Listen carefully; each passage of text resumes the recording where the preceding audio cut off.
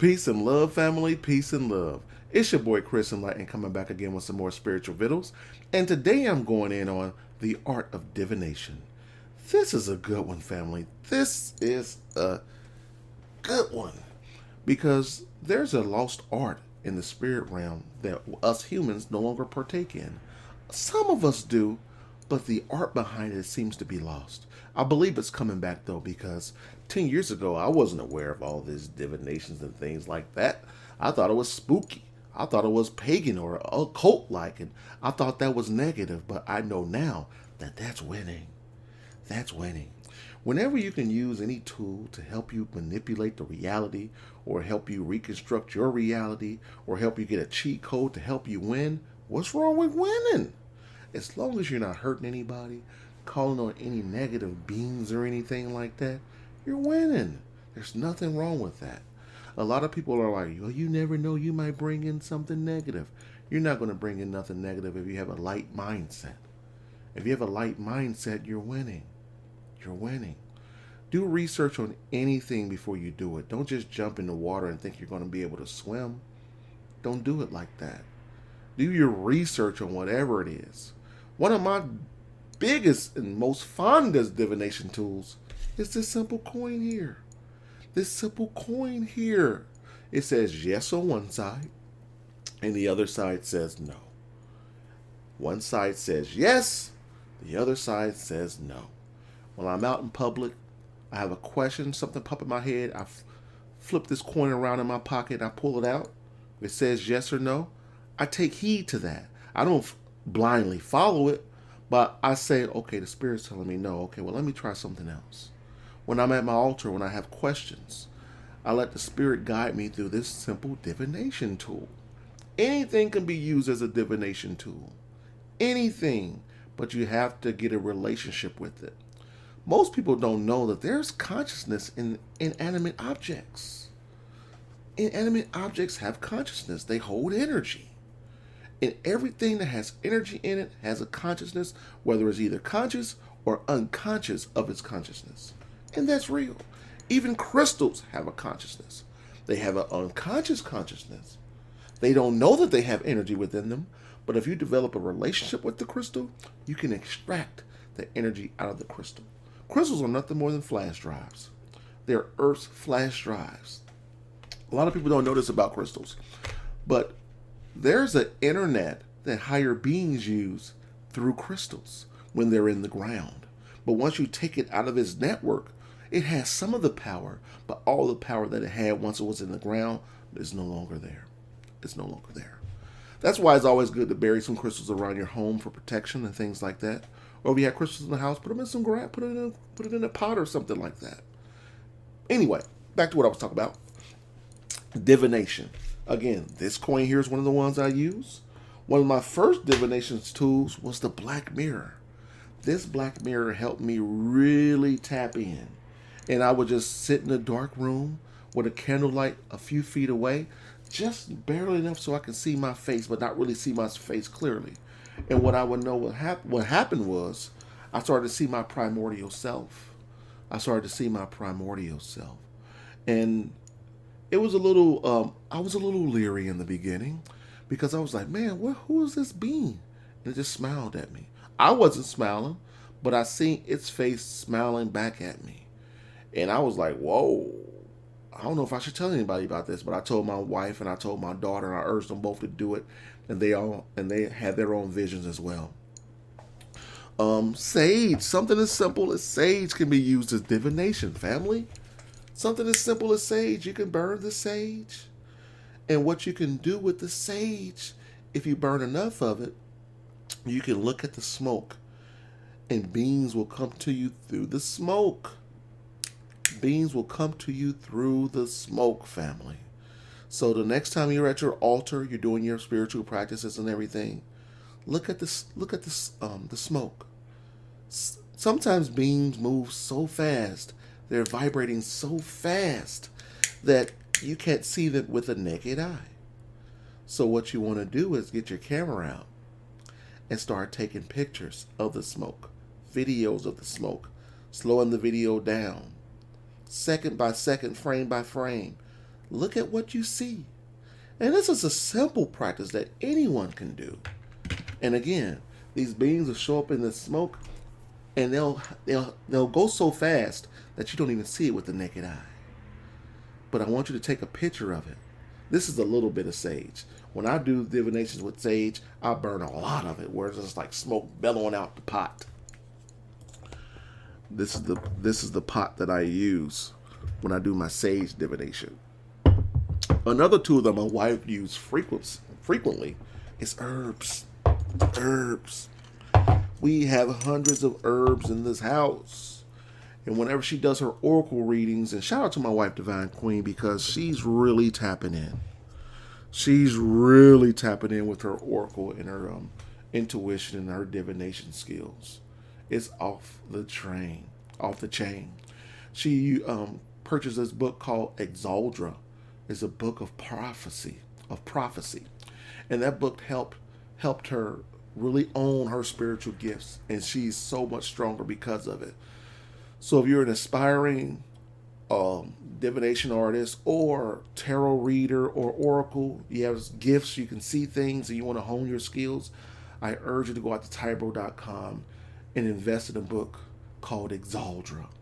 I'll put the link in the ending titles for you. Just read about it and see if it jumps out to you. And if it jumps out to you, I suggest you save your money up and invest in that spiritual tool. One thing about spiritual tools is this: they work whether you believe they do or not. If you believe they work even more for you. Real spiritual tools work whether you believe they do or not. Your belief is it helps, but when a real spiritual tool is in your life, they work, family. They work. My life has changed because of them. But with these herbs, what my wife does, she takes herbs out and she sprinkles them in this pot here. And then she burns them and she just sniffs them. She used different combinations of herbs and things like that too. She's done research. We have, I don't know the name of the book, Magical Herbs, that she looks in, and she gets like different concoctions. And whatever works for her, she writes down in her grimoire, in her book of spells. These set of herbs did this. These set of herbs did that. So we're literally in school learning ourselves. You see, with divination, it's a lost art. And a lot of people fight for their limitations. But when you use the divination tools, you break free of those self-perceived limitations. And you break out of the box of your self-imposed reality. And you begin to win. Everything is divination. I'm a certified numerologist. I can help you win. I can take your birthday and your numbers and eliminate them down to a set of numbers and tell you about yourself. That's what I do, and I'm great at it. That's what I do. That's the first, I'll say the second divination tool that I use to help me see my reality different. Crystal balls. Now, we don't use crystal balls, but this is a crystal ball my wife has on her witchy altar. And it's just for show pretty much. But you can get a crystal ball and scry in it. You could just look in the crystal ball. Now, you don't have to get a white one. You can get a black one. Get whatever color you want. And just stare at the crystal ball until you start seeing visions. Another thing, I did a video on hydromancy. You can get a dark bowl, preferably metal bowl, fill it up with water, take it out in moonlight, and bounce the moonlight off the water and get visions that way. If you don't have a bowl, you have a stream near your home, go out near the stream in the moonlight and see the moon in the stream and let the energy of the goddess of the moon flow through the water into you and give you visions. That's hydromancy. A great tool, especially if you're a woman. Don't matter if you're a woman or a male, because spiritually we're neither. We're both. We're male and female. Tarot is a great tool to help you bring out the gifts that are within you. My wife loves tarot. She's a tarot beast. Again, I'm not into tarot. I'm into it. I'm into getting readings, but I just haven't really taken the time to learn the tarot like that. Relationship cards. These are good too if you're doing relationship readings. Again, you don't have to go by these. You can go out and use these and help these guide you. Like if you're doing a reading for someone, you're on the phone with a friend, they have relationship questions, let the spirit guide you and give you answers through these tarot cards here, these relationship cards here. I've seen my wife use these when she's giving her readings. And it's crazy how accurate she is with these. Spirit Oracle cards. Spirit Oracle cards. These cards are dope. I love these myself because we're connected with the collective consciousness of everything: birds, bugs, trees, everything. And these spiritual oracle cards are cards that have different animals and things like that, different archetypes on here, and it helps you connect with whatever you're thinking about at the time through the form of animals. That's pretty good. Goddess Inspiration Oracle cards. Invest in these if you choose to. These are great cards that my wife again uses when she's doing her oracle readings.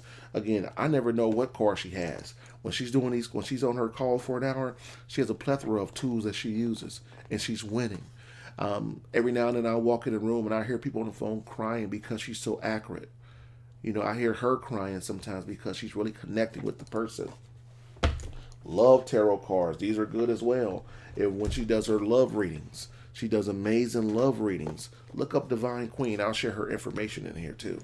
These love reading cards help her find out if people are harmonious or not, if their relationship is harmonious or not. Again, all these tools are nothing more than things that are already within you. All these tools are nothing. I'll say it again. All these tools are nothing than what's already within you. You use these tools until you gain the confidence within yourself to no longer need the tool. Until you no longer need the tool. Sometimes my wife does oracle readings and she turns cards over, and then after the reading she goes and look at the cards to make sure that she's in line with what the spirit was trying to tell her. And she's always right. She's always right. Before we got into the spiritual world, we've been together 24 years, family. Same queen, 24 years, family. And there's always two things that always jumped out at me at my wife. She always had the uncanny ability to find things, and she was usually always right with things. No matter what she said, it was weird. You know, my ego was fighting. Like, man, I'm tired of her being right. I want to be right sometimes. But that's not my thing. I'm not an oracle yet. I just haven't really challenged myself to learn the prophecy and things like that. My skill are in other things. I don't get nervous. I'm a warrior. I'm a healer. Those are the things I do. I draw people in. Those are my abilities. We all have spiritual abilities. Don't put yourself in a box of other people's abilities. Find out what your abilities are. Usually your abilities are things that you've done as a child easily. I was always a counselor. People would cry to me, tell me about their things when I was a little kid. I would have adults come ask me questions and things like that. That's just my energy. I'm a helper. I'm a healer.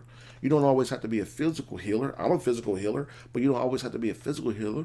You could be an emotional healer, an energy healer. You know what I mean, family? A mental healer. There's all different types of divination and skills and spiritual abilities out there. So I really want you to write down a list of things you're good at and find out what your lane is. Find out what your lane is and stay in your lane. Master your lane. Use divination tools. We'll read about divination tools. Anything could be a divination tool. You can activate a spoon and let that spoon be a divination tool if you believe in it enough. Okay, family? So get out, get something, and start winning, family. And on that note, peace and love. It's your boy Chris Enlightened. I can be reached every Monday night on my hit radio show, Twin Flame Radio, 619-924-0835. Call in and speak to the God. I love talking to people. I can help you win. And on that note, peace and love. Winning!